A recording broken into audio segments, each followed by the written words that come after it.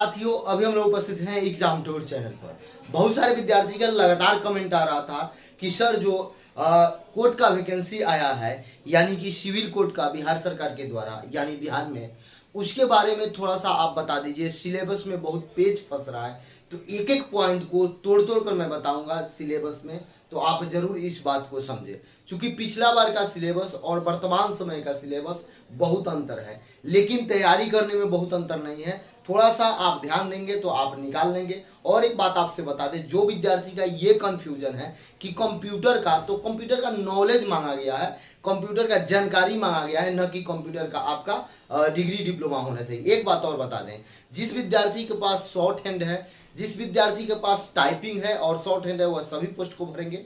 यदि आप ग्रेजुएट हैं, आपके पास कुछ नहीं है, तो भी आप क्लर्क फॉर्म को भर सकते हैं। बहुत बड़ी अपॉर्चुनिटी है, बहुत बढ़िया जॉब है, बहुत जबरदस्त है, तो इसलिए आप इसे तैयार करें। और अच्छा से तैयारी कैसे करेंगे, संपूर्ण रणनीति इसमें दिया जाएगा। एक बात आपसे बता दें, सबसे पहले ग्रुप सी पर हम लोग चर्चा करेंगे।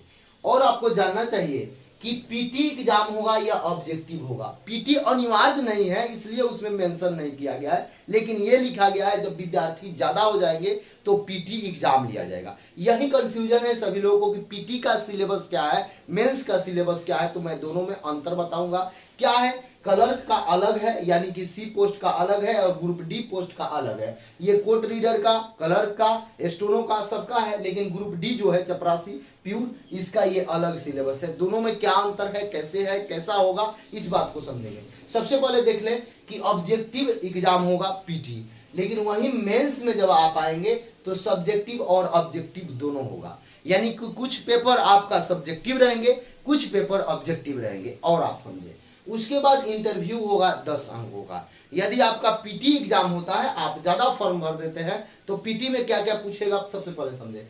तो पीटी में आपका जीके जीएस रहेगा 15 अंकों का, मैथ्स रहेंगे 10 अंकों का, रीजनिंग रहेगा 10 अंकों का, कंप्यूटर रहेगा 15 अंकों का। ये आपका पीटी में पूछा जाएगा, यहाँ पे ध्यान दें। अब इसमें क्या होगा, पीटी अगर 100 अंकों का होता है तो इसमें बढ़ा घटा दिया जाएगा। क्लियर।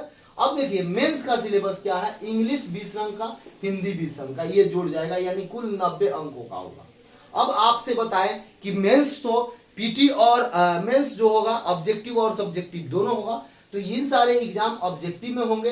इंग्लिश और ये हिंदी जो है, एसे राइटिंग, लेटर, ये सब कॉम्प्रिहेंसिव, ये सब आपको दिया जाएगा। यानी कि ये दोनों आपका सब्जेक्टिव होगा, बाकी सब ऑब्जेक्टिव होगा।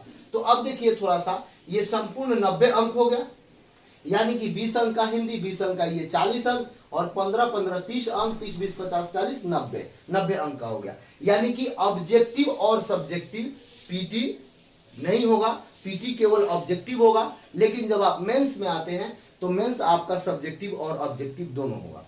वैसे विद्यार्थी जो 40% अंक लाएंगे उनको पास माना जाएगा, लेकिन जब मेरिट बनेगा तो ये 40% से काम नहीं चलेगा। जैसा कि इससे पहले भी आप देखे होगा, जो मैं इससे पहले वाले वीडियो में कटअप बताया था, तो उस समय 65 था, यानी 40% जो अंक लाए थे 65 से ऊपर, उनको सबको पास किया गया। लेकिन जब अब मेरिट बना, इंटरव्यू वगैरह सब कुछ मिला के, तो वैसे विद्यार्थी जिनका 75 से ज्यादा था, 74 से ज्यादा था, उन विद्यार्थी को उठाया गया था। तो सेम कंडीशन होगा, ये आप समझ लें। तो आप जीके जीएस पढ़ते हैं, मैथ्स रीजनिंग पढ़ते हैं, कंप्यूटर पढ़ते हैं, कोई दिक्कत नहीं, यही दोनों में दिक्कत है। तो आप ऐसे राइटिंग सीख लें, आपका कल्याण हो जाएगा। आगे आइए, ये रहा इसका सिलेबस। इंटरव्यू में क्या क्या पूछा जाएगा, तो इंटरव्यू में आपके पर्सनालिटी से, आप कोर्ट के बारे में कितना जानते हैं उसके बारे में, आप क्लर्क के बारे में क्या जानते हैं, जॉब प्रोफाइल का क्या क्या काम है इसके बारे में आपसे पूछा जाएगा। आपका ऑनर्स पेपर क्या है, ये सब पूछा जाएगा, वो जो 10 अंकों का होगा। इससे पहले वीडियो में भी मैं सब कुछ बताया हूं, वहां भी आप देख सकते हैं,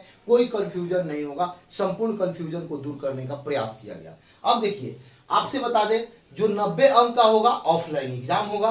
कंप्यूटर ज्ञान चाहिए आपको, डिग्री नहीं चाहिए, निगेटिव नहीं होगा। अधिकतर विद्यार्थी का कमेंट था कि सर निगेटिव होगा, तो निगेटिव नहीं होगा, इस बात को आप समझ लें।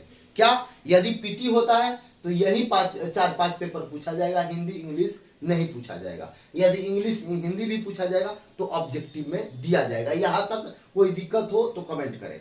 यानी कि आप देख सकते हैं मेंस जब होगा तो ये दोनों आंसर राइटिंग में आएंगे, यानी कि कॉम्प्रिहेंसिव टाइप का देगा, लेटर देगा, ये सब आपको लिखना होगा। ये बाकी सब ऑब्जेक्टिव होगा, लेकिन पीटी होगा तो सभी आपका ऑब्जेक्टिव में एग्जाम होगा। कोई दिक्कत? अब आइए चपरासी में आते हैं। यदि आप 10th पास हैं तो इस फॉर्म को भर सकते हैं। सिलेक्शन प्रोसेस की बात करेंगे तो इसमें भी पीटी होगा, ऑब्जेक्टिव होगा। मेंस की बात करेंगे तो सब्जेक्टिव और ऑब्जेक्टिव दोनों होगा। इंटरव्यू का बात करेंगे तो इसमें 15 अंकों का इंटरव्यू होगा। यानी कि आप देख लें, यदि इसमें इंटरव्यू का बात करेंगे तो 15 अंकों का इंटरव्यू होगा, और इसमें इंटरव्यू में आपको 6 अंक 5 अंक लाना अनिवार्य है। जो आप उपस्थित होते हैं तो उससे मिल जाएगा। आगे आइए, इसका सिलेबस इस सिलेबस से थोड़ा सा अलग है, क्या है कैसे है। तो इसमें हिंदी और इंग्लिश आपका लिखने वाला होगा। मैथ्स जो होगा 35 अंक का वह ऑब्जेक्टिव होगा। ठीक, यहाँ पे देखिए, यहाँ जो है मेंस जो होगा हिंदी और इंग्लिश लिखने वाला होगा, बाकी सब ऑब्जेक्टिव होगा। थोड़ा सा ध्यान दें, यदि सबको ऑब्जेक्टिव करना है तो संभव नहीं है। ये 35 अंक है, कुछ प्रश्न ऑब्जेक्टिव देगा, कुछ प्रश्न सब्जेक्टिव देगा। यानी कि 20 अंक इसमें से सब्जेक्टिव दे देगा, इसमें से 5 अंक एक लेटर लिखने का दे देगा, बाकी सब ऑब्जेक्टिव कर देगा। ये आपका सिलेबस है। बहुत बड़ा सिलेबस नहीं है, बहुत बृहद सिलेबस नहीं है, ये आप समझे। और आप देख लें, यदि इसका बोलिएगा कि पीटी कैसा होगा तो इसका पीटी में यही सब सिलेबस रहेगा, बस पीटी का एग्जाम होगा। पीटी दोनों का सेम होगा, मेंस में थोड़ा सा चेंजिंग होगा क्योंकि इसका लेवल और इसका लेवल अंतर है। ये 10th पर है, ग्रेजुएशन पर है। पीटी सेम हो जाएगा, लेकिन मेंस जो होगा वह अलग होगा, इस बात को समझेंगे।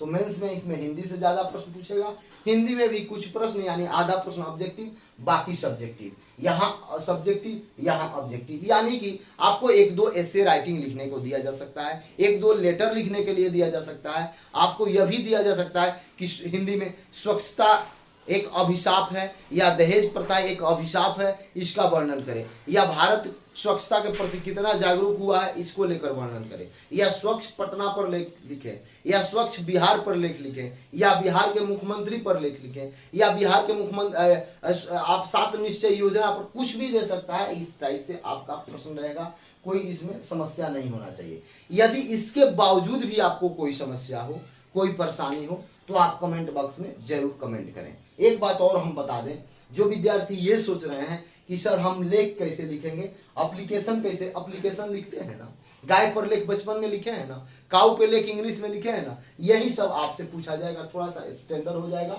अब देखिए थोड़ा सा, यदि आप तो जीके जीएस मैथ्स रीजनिंग सब पढ़ते हैं, इसमें कोई समस्या नहीं। केवल आपको हिंदी और इंग्लिश को लेकर जो परेशानी है, हिंदी और इंग्लिश को जो लेकर परेशानी है, इसके लिए आप मात्र केवल 2 घंटा आज से दे, देखिए आपका एक सीट कंफर्म हो जाएगा। मात्र 2 घंटा आज से एसे राइटिंग में देने लगे, पढ़े। और पढ़ने का अर्थ क्या हुआ कि आप व्याकरण से थोड़ा सा पढ़ें और हिंदी आंसर राइटिंग से पढ़ें, ये आपका हो जाएगा। तो ज्यादा इसमें कुछ नहीं है, ये अच्छा जॉब प्रोफाइल है। यदि आप इच्छुक उम्मीदवार हैं तो इस फॉर्म को जरूर भरें। यदि आपको इसके बावजूद भी किसी भी प्रकार का कोई दिक्कत हो तो आप कमेंट बॉक्स में कमेंट करेंगे, मैं आपसे बात करने का प्रयास करूंगा। जय हिंद, जय भारत।